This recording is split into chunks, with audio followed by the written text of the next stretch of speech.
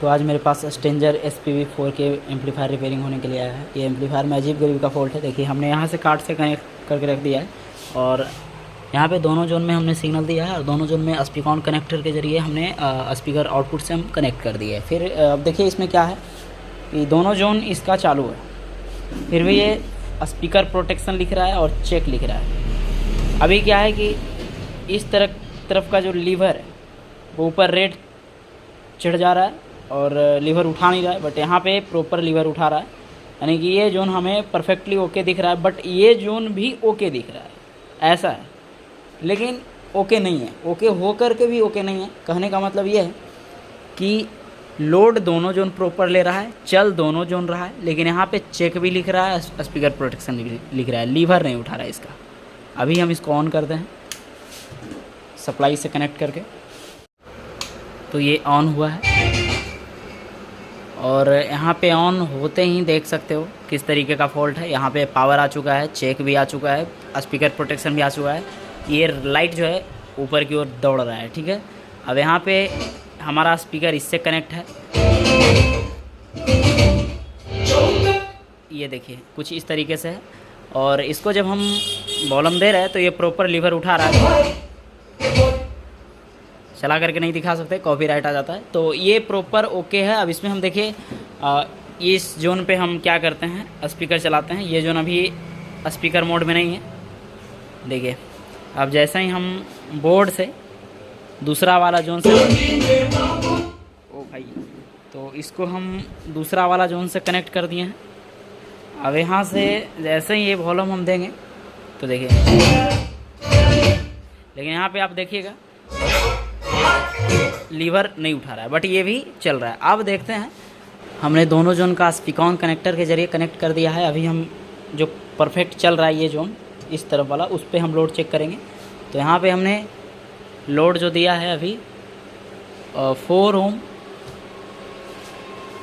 3000 वाट में दिया है, सॉरी 8 ओम 4 ओम 2000 वाट और एक यानी कि 3000 वाट का लोड दिया है लगभग 6 ओम में। अभी हम यहाँ पे वॉल्यूम जब देंगे तो देखिए क्या कंडीशन बनता है। यहाँ पे देखिए वाट मीटर में ये 1500 पे जाता है, 1500 पे जाके रिटर्न आ रहा है। हालांकि ये प्रॉपर लोड ले रहा है, कोई दिक्कत नहीं है।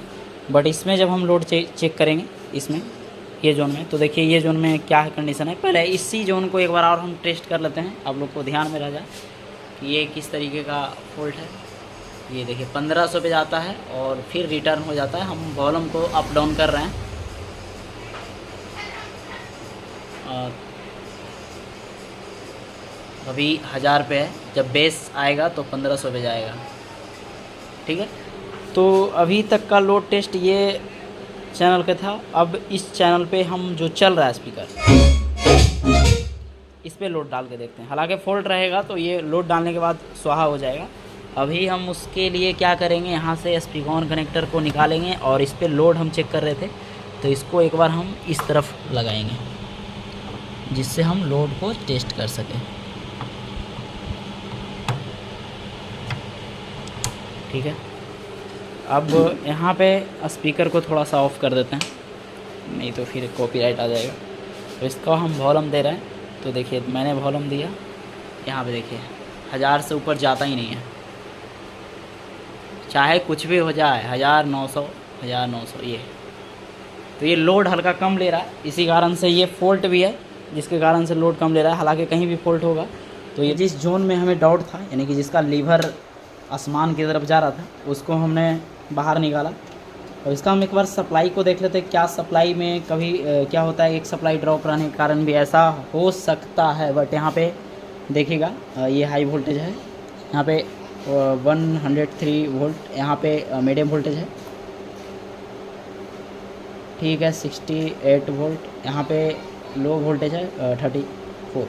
फिर नीचे वाले माइनस की तरफ देख लेते हैं, -68, ठीक है। मीडियम वाला वोल्टेज, लो वाला वोल्टेज, दोनों तरफ सेम होना चाहिए। 1-2 वोल्ट का डिफरेंस होता है तो कोई दिक्कत नहीं है। यहाँ सही है, वोल्टेज सही है, वोल्टेज सही है। तो भाई हमने इसको भी बाहर निकाल दिया है कनेक्टर को, जोन को हमने खोल दिया है। यहाँ पे देख सकते हो BT41600 ये लगा हुआ है।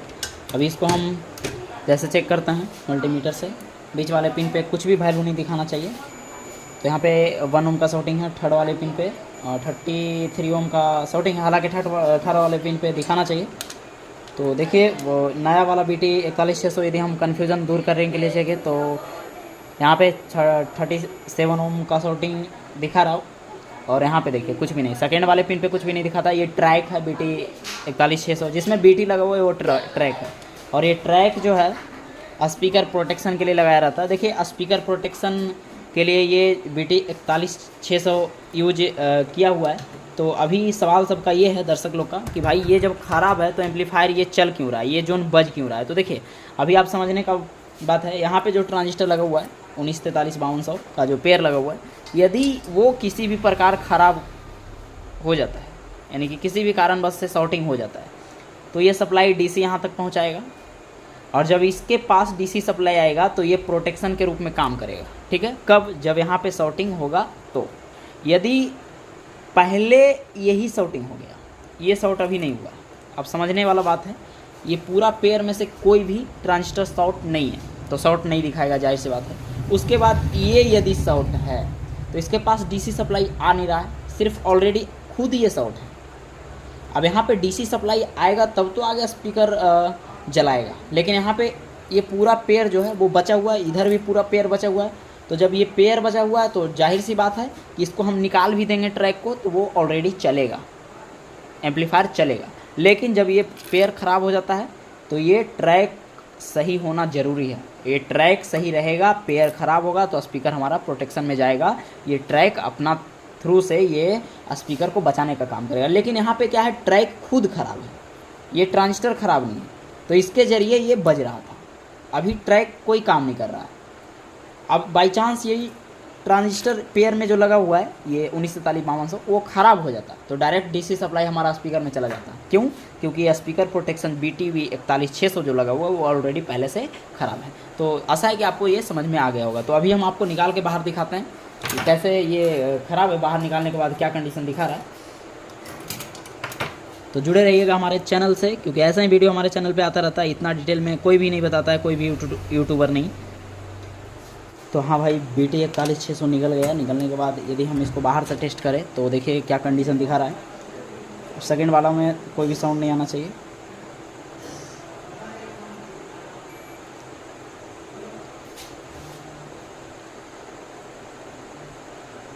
अभी तो ये नहीं आ रहा है, लेकिन वैल्यू ज़रूर दिखा रहा है। यहाँ पे देखिए ये भी दोनों प्रोब को अटैच किए हैं तो कंटिन्यूटी आ रहा है। अभी यहाँ पे यदि हम देखें तो वैल्यू आ रहा है।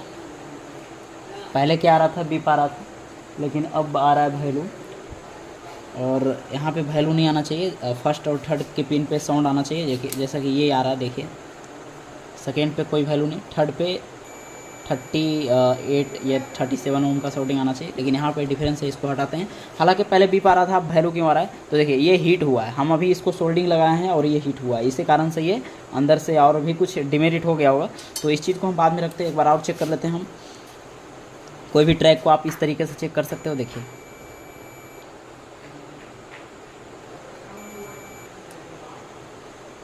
सेकेंड वाला पिन पे कोई भी साउंड नहीं आना चाहिए, ठीक है। यहाँ पे ये जो लगा हुआ है वो देखिए, ये शाइनिंग जो है वाइट कलर का वो इधर मेटल की तरफ रहेगा, इस तरीके से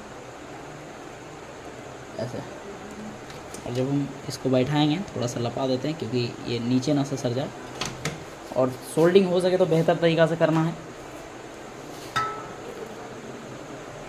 इससे रिलेटेड यदि आपको कोई सवाल है तो आप कमेंट बॉक्स में रख सकते हैं।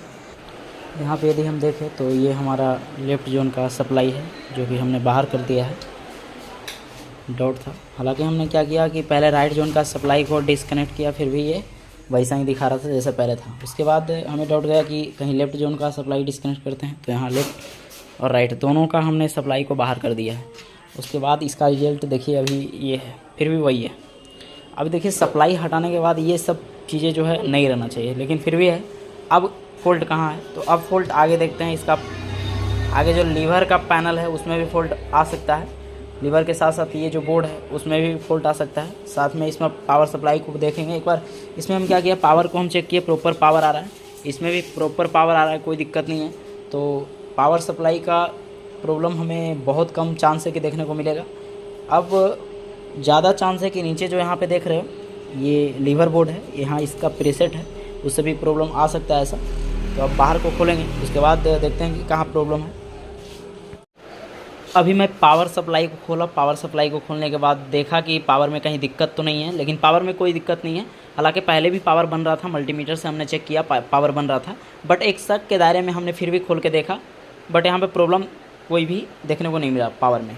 अब क्या है कि ये जोन हमारा चल नहीं रहा था, मतलब चल रहा था, लीवर उठा रहा था इसका, तो लगा एक पल के लिए कि ये जोन ख़राब होगा, तो हमने इसका वायर को कनेक्ट किया, फिर भी डिसकनेक्ट किया, फिर भी ये वैसा ही कंडीशन में था, लीवर इसका ऊपर जा रहा था और चेक और प्रोटेक्शन दिखा रहा था। देखिए प्रॉब्लम यदि इस जोन में होता, मान लीजिए होता भी, हालांकि है नहीं, चल रहा है, बज रहा है, लोड भी ले रहा है, तो प्रॉब्लम ना के बराबर है, ना ही है। तो एक शक के दायरे में हमने इसको डिसकनेक्ट कर दिया, वायर को, जो कि सप्लाई को डिसकनेक्ट है, फिर भी वैसा ही दिखा रहा है, तो हमने इसको भी डिसकनेक्ट कर दिया। हालांकि ये चल रहा था और लीवर भी इसका सही उठा रहा था, अप डाउन हो रहा था, फिर भी हमने इसको डिसकनेक्ट किया। यानी कि कहने का मतलब ये है कि राइट और लेफ्ट दोनों का सप्लाई डिसकनेक्ट करने के बाद भी हमने पावर को चेक किया, उसके बाद भी वैसा का वैसा सिचुएशन है।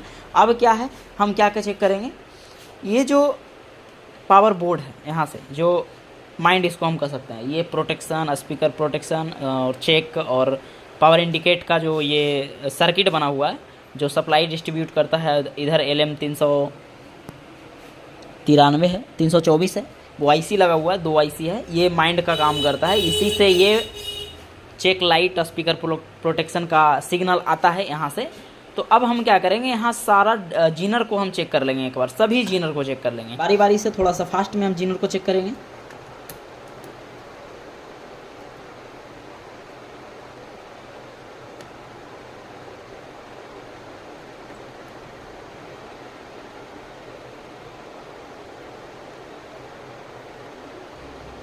जो जीनर शॉर्ट होगा वो बीप साउंड का वॉइस निकालेगा।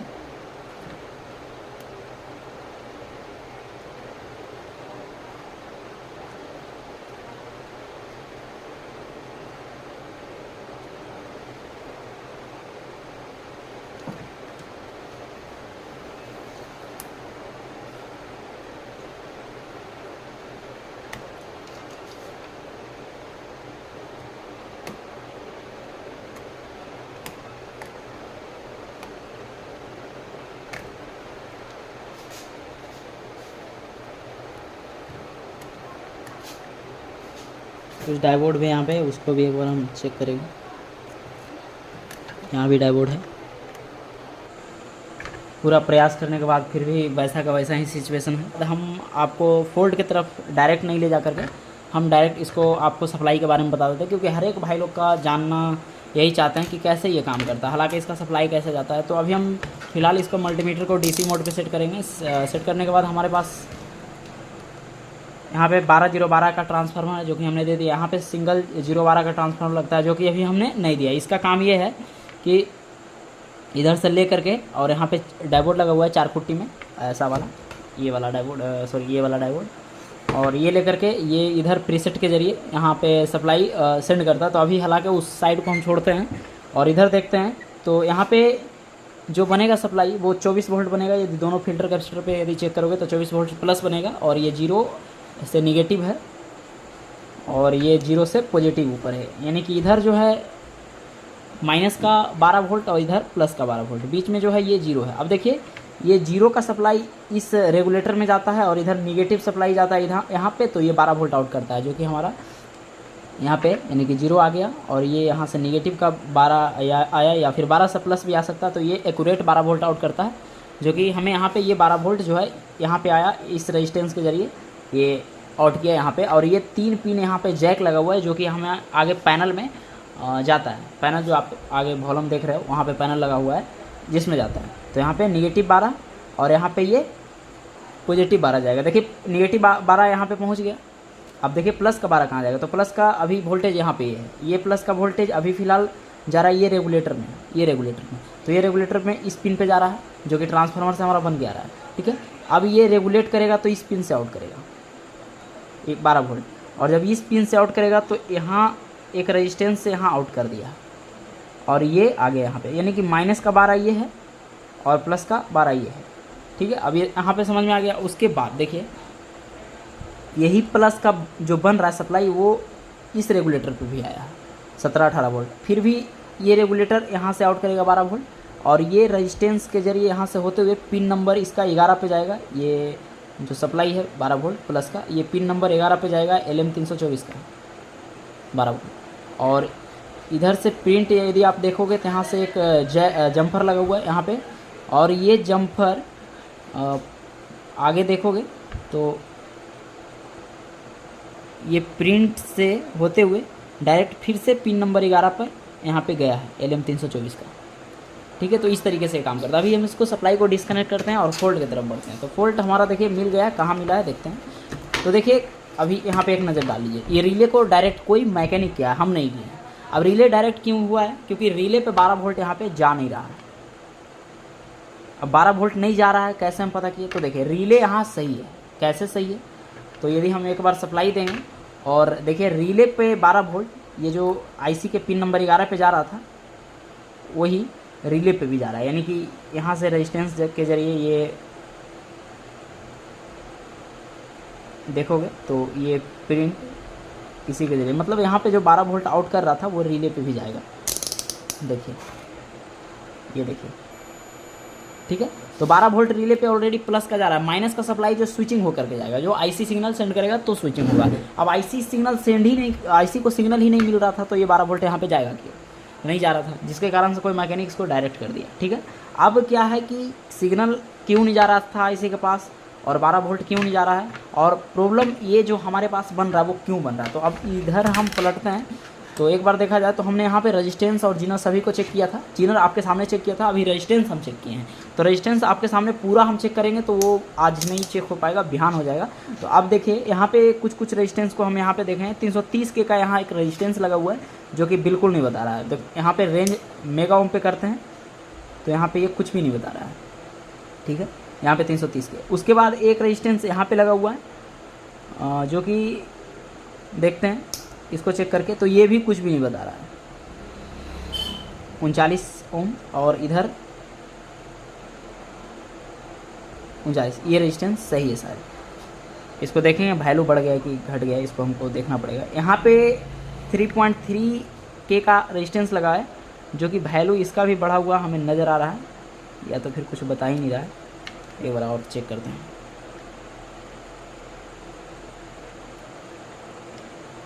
ये कुछ भी नहीं है, ये इसका नारंगी रेड, या तो तीनों नारंगी है। इसको 33 के का वैल्यू है, तीनों नारंगी है, तो 33 के यहाँ पे बताना चाहिए, जो कि बिल्कुल भी नहीं बता रहा है। यहाँ पे 3.3 के है, तो यहाँ पे 3.3 के, जैसे दोनों का कलर सेम है तो ये 3.3 के बता रहा है यहाँ पे यदि हम देखें तो, लेकिन दोनों का जब कलर सेम है तो यहाँ पे ये भी 3.3 बताना चाहिए, लेकिन इसका वैल्यू बढ़ करके 7.8 हो गया, ठीक है। तो एक दो, और ये रेजिस्टेंस फूका हुआ है, 3 रेजिस्टेंस। उसके बाद और आगे बढ़ते हैं तो यहाँ एक 47 के का रेजिस्टेंस है, इसको हमने बाहर निकाल करके रखा है। दोनों का कलर सेम है तो दोनों 47 के का है, तो एक का वैल्यू तो दिखा रहा है 47 के, दूसरा का जो वैल्यू है वो नहीं दिखा रहा है, कुछ भी नहीं दिखा रहा है, ठीक है। और ये सीधा जाता है लीवर में। तो भाई ये रेजिस्टेंस जब नहीं काम करेगा, यानी कि रेजिस्टेंस कटा हुआ रहेगा, तो सिग्नल पहुंचेगा नहीं पहुंचेगा, इसी कारण से ऐसा फॉल्ट दिखा रहा था। और आपने जैसा कि देखा था कि लीवर नहीं उठा रहा है, स्पीकर प्रोटेक्शन दिखा रहा है और चेक भी दिखा रहा है, फिर भी हमारा एम्पलीफायर चल रहा है। क्यों चल रहा है? क्योंकि इसका काम होता है प्रोटेक्शन दिखाना, सुरक्षा देना, लेकिन इसके पास सिग्नल ही नहीं पहुंच रहा, तो ये लाइट को देगा ही तो देगा। बाकी क्या है कि मेन जो जोन में है वो प्रॉपर सिग्नल वगैरह पीरियम बोर्ड से पहुंच रहा है, तो वो अपना काम कर रहा है, बट ये अपना काम नहीं कर रहा। हालांकि कहीं शॉर्ट नहीं है, बट रेजिस्टेंस कटने की वजह से इसको फीडबैक नहीं मिल रहा है, उसी कारण से ये प्रॉब्लम देखने को मिल रहा है। देखिए यहाँ पे तीनों नारंगी का एक मेरे पास रेजिस्टेंस है, और यहाँ भी तीनों नारंगी है, ये वाला। तो इसको हम यदि चेक करें तो देखिए यहाँ पे हाथ से भी कुछ वैल्यू दिखाता है, 33 दिखा रहा है, बट यहाँ पे ये कुछ भी नहीं दिखा रहा है। ऐसा है। तो कहाँ से चलेगा भाई? अभी हम रेजिस्टेंस चेंज करने के बाद आपसे मिलते हैं।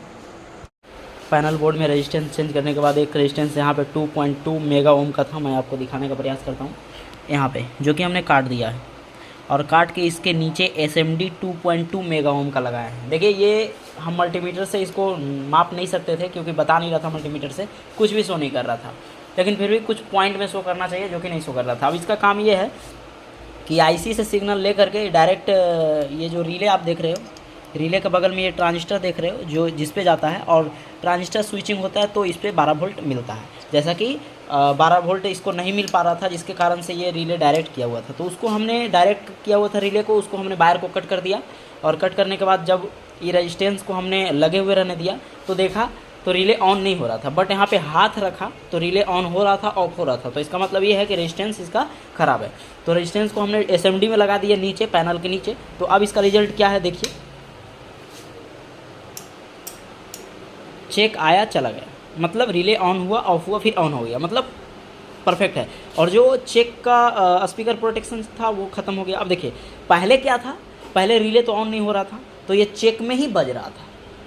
कस्टमर बहुत पहले बजा रहा था, जब मेरे पास एम्पलीफायर नहीं आया बहुत पहले, जो कोई मैकेनिक डायरेक्ट कर दिया। देखिए जब आप रिले काम नहीं करेगा ना तो यहाँ चेक लिखेगा ही लिखेगा, और रिले तो काम नहीं कर रहा था मेरे रिपेयरिंग से पहले, तो ये चेक में ही बज रहा था। तो अब ये क्या है, चेक का प्रॉब्लम खत्म हो गया। और काफ़ी मेरे को माइंड ख़राब किया कि आखिर फॉल्ट है ही नहीं तो चेक क्यों लिखा रहा है। अब पकड़ते पकड़ते मेरे को समझ में आया कि रिले काम नहीं कर रहा था, तो रिले को हमने काम करवाया, चेक हट गया, स्पीकर प्रोटेक्शन भी हट गया। लेकिन एक फॉल्ट अभी देखने को मिल रहा है कि यहाँ पे लीवर जो है, जैसे ये लीवर शटडाउन है, ये लीवर शटडाउन नहीं है, तो ये भी प्रॉब्लम है। अब देखिए प्रॉब्लम जोन में होता तो हमने दोनों जोन को निकाल दिया है, तो जोन में तो है ही नहीं प्रॉब्लम। प्रॉब्लम अब कहाँ है, पैनल में प्रॉब्लम है। पैनल में कैसे प्रॉब्लम है, तो देखिए अभी मैं आपको दिखाने का प्रयास करता हूँ। तो ये रहा ये रहा लीवर का वायर, जो कि यहाँ पे मैं आपको दिखा रहा हूँ। यहाँ पे ये प्लस और ये माइनस सप्लाई है दोनों, ये ब्लैक का वायर और भूरा कलर का वायर जो है दोनों सप्लाई है, और ये दोनों लीवर में यहाँ पे जाता है, यहाँ पे जाता है, यहाँ पे, ठीक है। और बाकी जो दो वायर है नारंगी कलर और रेड कलर जो कि यहाँ है, ये वहाँ पे है, ये दोनों राइट और लेफ्ट का सिग्नल है जो कि आता है यहाँ और लीवर को अप डाउन करता है। तो हमने क्या देखा कि यदि इसमें फॉल्ट होता तो हमने इसको कट कर दिया, जो इनपुट ले रहा है सिग्नल लीवर के लिए यहाँ पे, उसको कट कर दिया तो ये लीवर शट डाउन हो जाता। लेकिन ऐसा कुछ है ही नहीं, हमने कट भी किया तो भी कोई दिक्कत नहीं है, मतलब कट करने के बाद ये लीवर नीचे चला जाना चाहिए यदि अब फिर भी पैनल में फॉल्ट होता तो। अब देखिए क्या है, जब हम इसको निकालते हैं यहाँ पे, जब हम ये जैक को निकालते हैं जो लीवर वाला है, तो यहाँ पे लाइट चला जाता है क्योंकि सप्लाई बंद हो जाता है, और जब ये जैक को डालते सप्लाई आ जाता है, इसको निकालते सप्लाई खत्म, मतलब ये सप्लाई का हमने डिस्कनेक्ट कर दिया और लीवर का भी हमने डिस्कनेक्ट कर दिया। फिर भी अब क्या है, यदि हम यहाँ पे देखें तो यहाँ पे 4 पॉइंट है जिसमें 2 सप्लाई का है और 2 सिग्नल का है, दोनों, एक राइट का और एक लेफ्ट का, दोनों में।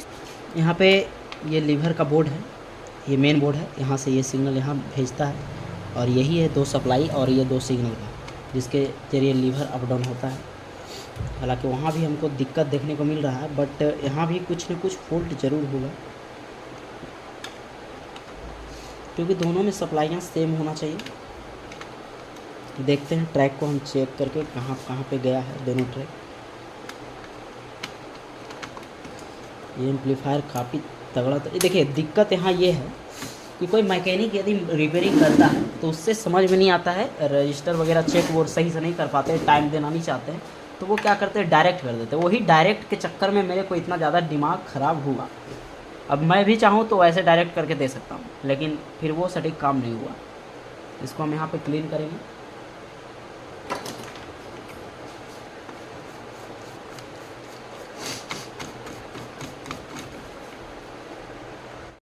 देखो भाई मैकेनिक का करतूत मैं आपको दिखाता हूँ, कैसे कैसे लोग एम्पलीफायर रिपेयरिंग कर रहे हैं। ये आपका ये सिग्नल जो आ रहा है लीवर का, ये इसके लिए आ रहा है, और ये जो सिग्नल आ रहा है वो इस आईसी में जाता है, और इस आईसी में जाने के बाद ये सिग्नल यहाँ ट्रांसफ़र करता है, जिससे लीवर अप डाउन होता है। समझने वाली बात है।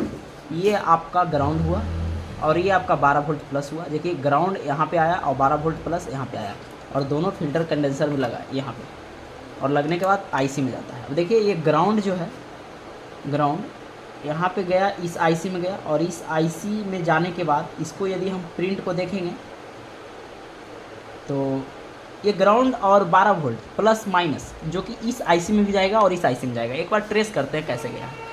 तो यदि ग्राउंड को देखेंगे तो यहाँ से ये प्रिंट के जरिए यहाँ पे आया है, यहाँ से ऐसे प्रिंट गया है, प्रिंट के जरिए ये देखिए ये यहाँ से ये डायरेक्ट इस पिन पे आया है। ठीक है, अभी मैं आपको दिखाने का प्रयास करता हूँ। इतना डिटेल से कोई भी यूट्यूबर आपको नहीं दिखाता है ये। ठीक है, यहाँ पे ठीक है। अब देखिए ये ग्राउंड कहाँ कहाँ गया है। आईसी का ये पिन पे गया है, ठीक है, और ये आईसी के इस पिन पे गया है। अब प्लस का देखते हैं कहाँ गया है। प्लस का गया है इस पिन पे, और इधर जो सप्लाई आया है वो यहाँ पे आने के बाद ये यहाँ पे आया है। तो आपने ये देख लिया कि सप्लाई जो है दोनों आईसी पे चला गया। अब सिग्नल को एक बार ट्रेस करते हैं तो यहाँ पे सिग्नल जो है, ये सिग्नल यहाँ पे आने के बाद एक जीनर में गया है, जीनर से आउट हुआ है और प्रीसेट में गया है, यहाँ पे ये प्रीसेट में। तो बिल्कुल इस आईसी के लिए भी वैसा ही डायग्राम होना चाहिए। इस सिग्नल में देखिए यहाँ पे आया है और आने के बाद ये यहाँ पे गया है, और यहाँ भी एक जीनर लगा हुआ है। मैं आपको दिखाने का प्रयास करता हूँ। ये देखिए जीनर लगा हुआ है, जीनर से आउट होकर के फिर से प्रीसेट में जाएगा। लेकिन यहाँ पे ये प्रीसेट ही गायब है ही नहीं। प्रीसेट शायद काट कूट के निकाल दिया है, जिसके कारण से लीवर वैसा दिखा रहा है। अब वो कस्टमर कैसे चला रहा होगा एम्पलीफायर वो जाने। अभी हम यहाँ पे क्या करेंगे, प्रीसेट डालेंगे। जैसे कि सिग्नल यहाँ पे जाने के बाद प्रीसेट में जाता है, वैसे ही यहाँ पे प्रीसेट में जाएगा। 2 प्रीसेट होगा, एक इस लीवर के लिए अप डाउन करने के लिए और एक इस लीवर के लिए। तो एक बार जीनर को भी हम चेक करेंगे।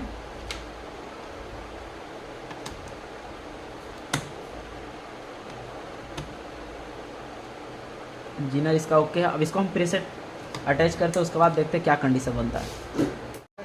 हमने यहाँ पे 50K का प्रीसेट लगाया है, और प्रीसेट मेरे पास 20K का नहीं था, 20K ऑलरेडी लगा हुआ था। अब इसका रिजल्ट देखिए, ऑन किए, ये अभी जो है रिले के आसपास कुछ ना कुछ प्रॉब्लम है। कहीं ना कहीं रजिस्टर एक और ख़राब होगा कहीं से, तो वैसा प्रॉब्लम आ रहा है। रिले ऑन हो रहा है, ऑफ हो रहा है। लेकिन अब यहाँ पे लीवर का कंडीशन देखिए कुछ ये है। अब लीवर का प्रॉब्लम ख़त्म, रिले का थोड़ा सा प्रॉब्लम है। अभी ये रिले क्या है, ऑन है। और देखते हैं कि जोन लगाने के बाद क्या कंडीशन दिखाता है। यदि रिले सही काम करता है तो ठीक है, नहीं तो हम इसका फिर से एक बार छेड़ेंगे। कहीं रेजिस्टेंस का वैल्यू कम गया है या फिर कुछ और हो गया है, उसको देखेंगे। नहीं तो फिर आईसी चेंज करके देखेंगे। ये मरीज को ऑपरेशन होने के बाद देख सकते हो पूरा एक्टिव मोड में है। अब इसको हम हेल्थ को चेक करेंगे, देखते हैं कि इसमें कितना एनर्जी है। तो इसको हम 4000 वाट 2 ओम पे लोड देंगे। यहाँ से हमने 2 ओम पे लोड दे दिया है। अब यहाँ से जैसे ही हम वॉल्यूम को थोड़ा सा बढ़ाएंगे तो देखते हैं इसमें कितना एनर्जी है। ये 2000 लोड ले रहा है, यानी कि 4K स्ट्रेंजर है, और पर चैनल इसका जो एनर्जी है 2K प्लस 2K है। अभी आपने देखा कि जैसे ही वॉल्यूम को हम आगे किए तो इसका वाट मीटर में एनर्जी जो बता रहा है, देख सकते हो 2000 जा रहा है। फिर से एक बार इसको लगातार हम लोड पे नहीं रख सकते हैं, क्योंकि ये फिर से कोमा में जाने का ख़तरा बना रहता है। क्योंकि बराबर इसको हम लोड पे देंगे तो फिर से ये आईसीयू में भर्ती हो जाएगा। तो इसके अंदर पूरा एनर्जी है। फिर से एक बार मैं आपको टेस्ट करवा रहा हूँ, देखिए इसका देखिए। जैसे ही हम यहाँ पे देंगे, यहाँ पे देख सकते हो, ये देखिए। और ये अबूजा का डुप्लीकेट मरीज है जो कि अभी आईसीयू में भर्ती ही हुआ है। इसको भी ऑपरेशन करेंगे हम। तो अभी आपका काम सिर्फ इतना ही है कि वीडियो को लाइक कीजिए और कमेंट करके बताइए कि वीडियो आपको कैसा लगता है।